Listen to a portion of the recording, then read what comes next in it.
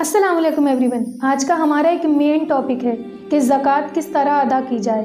ज़कात अदा करने का तरीका इस्लाम में वाज़े तौर पर बयान किया गया है। ज़कात हर मुसलमान पर एक फ़र्ज़ इबादत है, लेकिन ये हर शख्स पर वाजिब नहीं होती। ये सिर्फ़ उन लोगों पर फ़र्ज़ है जो इन शर्तों पर पूरा उतरते हैं। नंबर 1, मुसलमान होना।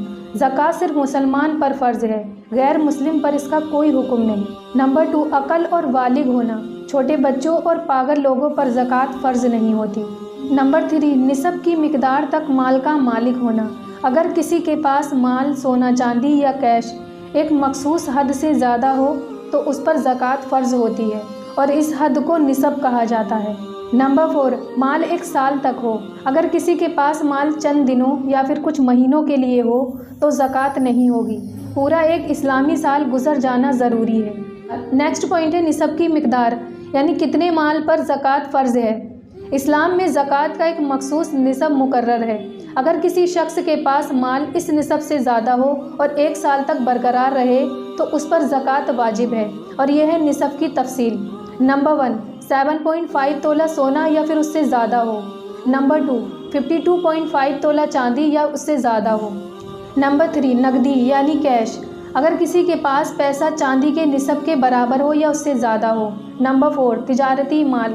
अगर कोई सामान बेचने के लिए रखा है और उसकी कीमत चांदी की निसब तक हो।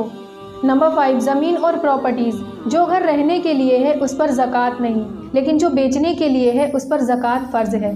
फॉर एग्ज़ाम्पल कि अगर किसी शख्स के पास 1 लाख रुपए हैं और ये 1 साल तक रखे हैं तो उस पर 2.5% यानी 2,500 रुपये ज़कात देनी होगी।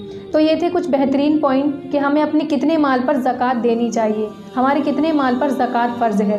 तो चलिए अब बात करते हैं कि हमें ज़कात कहाँ और किसको देनी चाहिए। कुरान में सूरह तौबा आयत नंबर 60 के मुताबिक ज़कात इन लोगों को दी जा सकती है। ये हैं 8 पॉइंट। नंबर 1, फ़कीर जो नहीं कमा सकते। नंबर 2, मिस्कीन जो तंगदस्ती का शिकार हो। नंबर 3, ज़कात के आमिल जो ज़कात इकट्ठा करते हों। नंबर 4, नए मुस्लिम जो इस्लाम में नए आए हैं और मदद के मोहताज हैं।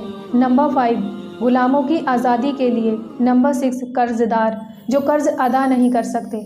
नंबर 7, अल्लाह की राह में जिहाद या दीनी तालीम के लिए। नंबर 8, मुसाफिर जो सफ़र में तंगदस्त हो गए हों। तो चलिए अब जानते हैं ज़कात अदा करने का तरीका और इसके 4 पॉइंट हैं। नंबर 1, नियत करें कि ज़कात सिर्फ़ अल्लाह के लिए दी जाए। नंबर 2, हकदारों को दें। अपने करीबी रिश्तेदारों, गरीबों और मोहताजों में तलाश करें।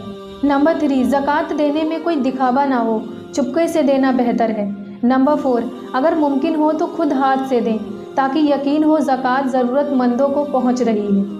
ज़कात सिर्फ एक फ़र्ज़ इबादत नहीं बल्कि एक इम्पॉर्टेंट रिस्पॉन्सिबिलिटी भी है जो माल को साफ़ करती है और गरीबों की मदद का ज़रिया बनती है।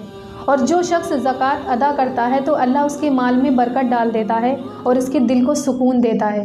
इसलिए हमें चाहिए कि अपने माल के हिसाब से ज़कात अदा करें और ज़कात सिर्फ एक ज़िम्मेदारी नहीं बल्कि एक नियामत समझकर खुशी से दें।